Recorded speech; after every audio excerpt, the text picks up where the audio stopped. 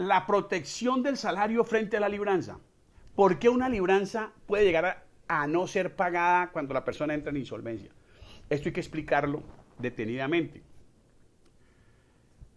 El derecho concursal, el régimen de insolvencia de la persona natural no comerciante, es un derecho de rango superior. El derecho civil, el derecho laboral, el derecho tributario se arrodillan frente al derecho concursal. El derecho concursal es un derecho que tiene fuero de atracción. Todos los procesos en curso, civiles, laborales, de impuestos, tienen que llegar allá y seguir unas reglas que se guían por mayorías, por prelación de créditos, por suspensión de los procesos en marcha, etc. Allí la libranza, que tiene ese privilegio de recaudo, pero nada más, se tiene que dejar de pagar. ¿Por qué? Porque existe un principio que se llama par creditio conditiorum, esa es la expresión latina. O sea, los créditos del mismo rango tienen que ser tratados de idéntica, de igual manera. Entonces, igual que la tarjeta de crédito, los créditos se llaman quirografarios o créditos de consumo, la libranza lo es, pues cuando la persona es admitida al proceso de insolvencia, ahí tienen que suspenderse inmediatamente los descuentos por libranza, porque si no eso iría en demérito de los otros acreedores. Los bancos han peleado contra esa interpretación y dicen, no, eso solamente si se firma un acuerdo, o eso solamente si se logra la liquidación patrimonial. Eso, pues de todas formas, va a suceder a los 3 meses o a los 6 meses, lo uno o lo otro. Pero de todas formas, hay ya conciliadores que son una especie de jueces que están ordenando en base a una interpretación respaldada por conceptos de la DIAN, por conceptos de jueces civiles municipales y aún por el Tribunal de Cali, la suspensión con la mera admisión del procedimiento de negociación de deudas. Porque al presentarse el ciudadano, se suspenden todos los procesos en curso. Y si él ya está en mora con otras obligaciones por más de 90 días, la libranza, la obligación respaldada con el recaudo de libranza, también tiene que entrar en mora para ver qué pasa con la masa concursal. Por eso insistimos. Esto es una figura que le cuesta mucho trabajo entenderla a algunos jueces, la mayoría la entiende, pero sobre todo a muchos litigantes. Y es muy triste observar la ignorancia de muchos abogados en la ciudad que le dicen a sus familiares, a sus clientes, a sus amigos, que les consultan sobre esto del régimen de insolvencia. No, usted tarde o temprano tiene que pagar. No. Si al deudor en liquidación también, si entra a liquidación el deudor, ahí no paga nada de la libranza, se le condonan. Por eso mismo, un deudor solamente se puede presentar a insolvencia cada 10 años. ¿Por qué? Porque tiene allí unos privilegios, una amnistía. Entonces, docenas, centenares de empleados y asalariados están logrando recuperar su calidad de vida al lograr que se les condone, primero que se les suspenda y luego que se les condone el pago de estas obligaciones de créditos usureros excesivos. Es que en el proceso de insolvencia de no comerciante en Colombia, y esto es lo que hace que los bancos vivan tan irritados con esto, con esta figura legal, y que la desprestigien y que traten de que no se divulgue. En el nuevo régimen de insolvencia se da la figura del descargue, o sea, borrón y cuenta nueva, amnistía, perdón y olvido. Y el deudor puede volver a adquirir bienes a su nombre. Le voy a leer. Los saldos insolutos, dice el artículo 571. Si usted quiere buscar en el nuevo Código Penal del Proceso, artículo 571. Dice, los saldos insolutos de las obligaciones comprendidas por la liquidación mutarán en obligaciones naturales y producirán los efectos previstos por el artículo 1527 del Código Civil. Es decir, se vuelven obligaciones no exigibles ejecutivamente. Obviamente, para merecer esto, usted no puede haber mentido. Y jamás mentimos nosotros ni auspiciamos. A veces se olvida el cliente de alguna obligación o de reportar un carro que traspasó hace 14 o 15 años, pero no es que esté ocultando un activo, es que él lo borró porque hizo un traspaso porque desafortunadamente fue esos traspasos abiertos y no se completó. Pero eso ha sido un caso en 100. Para merecer estos beneficios de los que estamos hablando, no puede haber ocultado bienes, ni omitido deudas, ni nada. Y dice finalmente la norma lo siguiente, ese artículo 571. Los acreedores insatisfechos del deudor no podrán perseguir los bienes que el deudor adquiera con posterioridad al inicio del procedimiento de liquidación. Es decir, después de la liquidación, que puede ser a los 6 meses de haber iniciado el trámite, a veces a los 3, 4, 5 meses, la persona puede volver a adquirir bienes a su nombre. Y lo que quedó para atrás borrón y cuenta nueva, amnistía, perdón y olvido. Reitero, da profunda tristeza ver abogados que de una manera ignorante, necia, torpe, sin conocer esta legislación, malinforman a sus amigos, a sus vecinos, a sus parientes, diciéndoles que no, que esto no funciona. Tenemos ya clientes que han obtenido beneficios. Una ama de casa obtuvo beneficios por 70 millones de unos créditos de consumo. Una ejecutiva que ganaba 9 millones, la despidieron, luego pasó un trabajo de 5, logró una condonación de obligaciones del orden de 175 millones de pesos que nunca va a pagar. Así está la ley colombiana. De la misma manera que habrá líderes guerrilleros, como hubo paramilitares que pagarán muy pocos días de cárcel o ningún día de cárcel, perdón y olvido, también hay hoy en Colombia, en una filosofía de reconciliación, perdón y olvido para los deudores en dificultades, para los padres cabezas de familia, sin que se vaya a acabar la economía nacional y sin que se vayan a quebrar los todopoderosos bancos nacionales. Esa es una figura real. No es verdad que al final los bancos siempre terminen cobrando. Eso no es verdad. Tenemos múltiples casos, millones de casos. Es más, tenemos estadísticas que demuestran que las personas que entran en insolvencia terminan pagando solamente entre un 7 y un 19% de lo que hubieran pagado si hubieran seguido al día.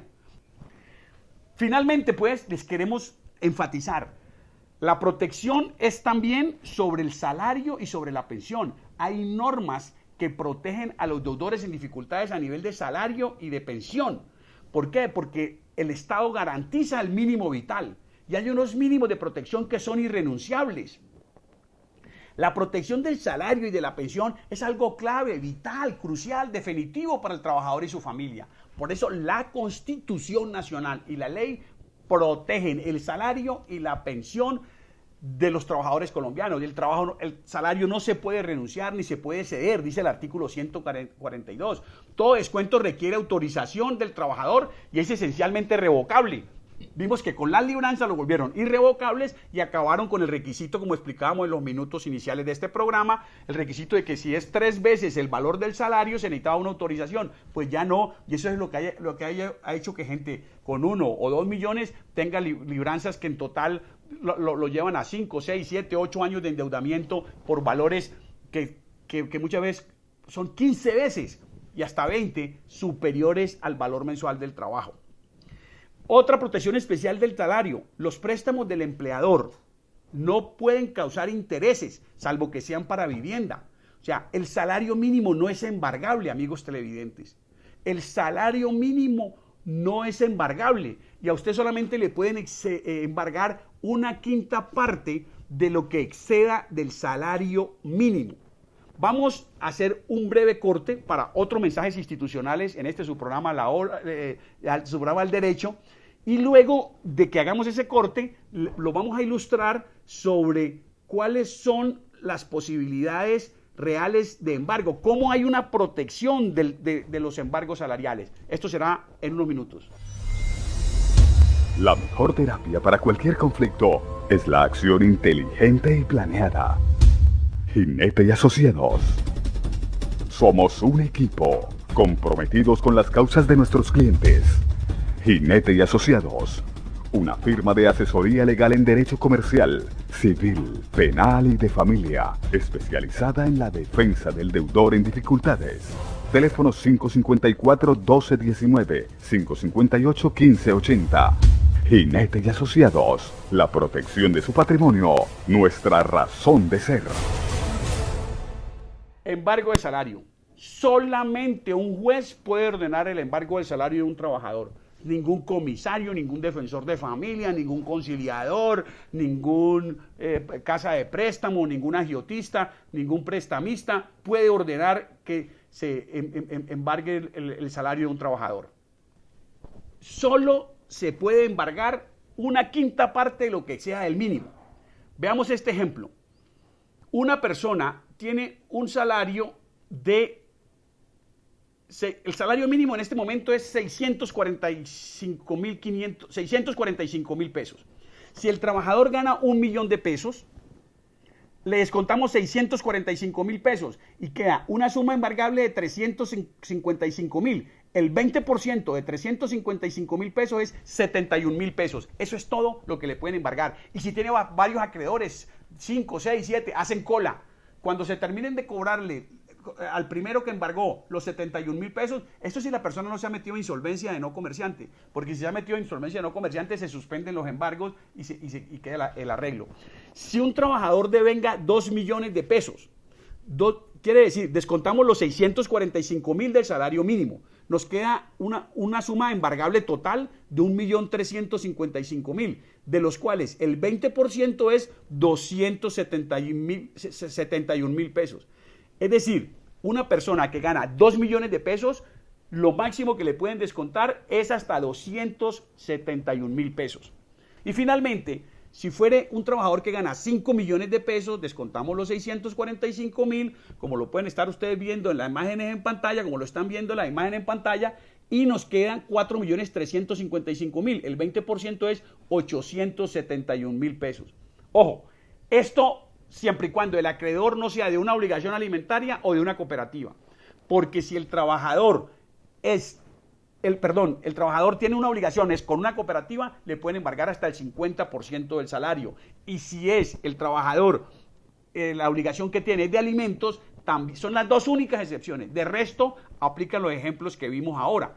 Entonces, es importante también que se tenga en cuenta que lo que se toma como base es el salario, o sea, el ingreso neto, no bruto, ¿no es cierto? Y que eso es, pues, un beneficio. Hay protecciones, amigos televidentes. Es lo que les queremos remarcar en su programa Al Derecho, hoy con el tema de la protección del salario sobre las libranzas y en general sobre el salario y sobre las pensiones. Resumiendo, en el tema de las libranzas, ya vimos que la libranza no fue una ley aprobada en beneficio de los trabajadores, sino fue una ley para quitar un requisito que tenía el Código Laboral de que cuando el monto iba a superar 3 veces el monto total de la deuda, 3 veces el salario del trabajador, hubiese que obtener un permiso de la autoridad del trabajo. Si es de libranza, ya no se necesita ese permiso. Y además estableció que esa autorización de descuento es irrevocable. Imagínense, aunque uno no esté de acuerdo con el saldo, aunque uno esté pasando por la peor calamidad doméstica, usted no puede dar una orden de revocatoria de ese descuento. Pues bien, la única forma de parar esos descuentos, como ya lo estamos logrando en Ginetti Asociados Abogados, es que la persona se someta al nuevo régimen de insolvencia de la persona natural no comerciante. Al someterse a este nuevo régimen, como explicábamos hace unos minutos, el derecho concursal hace que ese descuento se suspenda, y así lo están decretando los conciliadores de las notarías y de los centros de conciliación que admiten los procedimientos de insolvencia de entrada. Es la única forma de parar las suspensiones de libranzas. Por eso usted tampoco se puede someter a insolvencia cada 2 o 3 años, sino cada 10 años. Esos son requisitos que están en la ley. También lo rehabilitan a usted a nivel mercantil, como vimos ahora en las lecturas que hacíamos de la norma. Usted puede volver a adquirir bienes a su nombre y las obligaciones que no alcance a pagar se convierten en obligaciones naturales, no exigibles. Entonces, amigos televidentes, esto es bien importante. La pensión también tiene protección, el salario tiene protección. Busque acompañamiento legal. Hay salidas para las familias en dificultades. La libranza que nadie pensaba que se pudiera llegar a revocar o que se pudiera llegar a terminar, tiene su tate quieto cuando es impagable, cuando es excesiva, porque hay una que otra libranza que, digamos, para una persona de 3 millones de pesos son libranzas razonables de 200, 300, pero hay libranzas para alguien que gana 3 millones de pesos y la libranza está en 1.100.000, 1.200.000, ya hacen imposible su pago.